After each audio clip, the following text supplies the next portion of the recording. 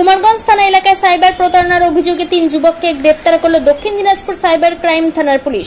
মঙ্গলবার বালুরঘাটে এক সাংবাদিক সম্মেলনে ডিএসপি হেডকোয়ার্টার বিক্রম প্রসাদ জানান, ধৃতদের কাছ থেকে ৩৩টি এটিএম কার্ড, 6টি মোবাইল ফোন ও একাধিক সিম কার্ড উদ্ধার হয়েছে। অভিযুক্তদের নাম মমিনুর মণ্ডল, বয়স 28, জুয়েল সরকার, বয়স 26 ও আবুল হোসেন, বয়স 34।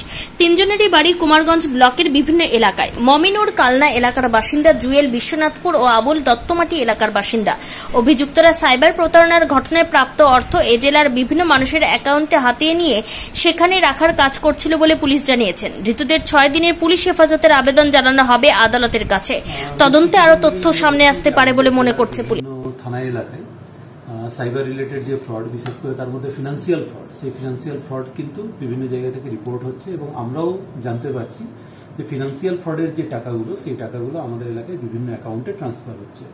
তো পুরো বিষয়টাকে আমরা আমাদের ডিস্ট্রিক্টের যে স্পেশাল অপারেশন গ্রুপ তার মাধ্যমে টেক আপ করি এবং আমাদের সাইবার ক্রাইম পিএস দক্ষিণ দিনাজপুর, এই 2 টিমের যৌথ উদ্যোগে কালকে আমরা একটা অভিযান চালাই এবং সেই অভিযানে আমরা 3 জন ব্যক্তি, একজন হচ্ছে বুলবুল হোসেন মণ্ডল, একজন জুয়েল সরকার আর একজন হচ্ছে মমিনুর মণ্ডল, এই 3 জন ব্যক্তিকে কুমারগঞ্জ থানা এলাকা থেকে আমরা ডিটেইন করি এবং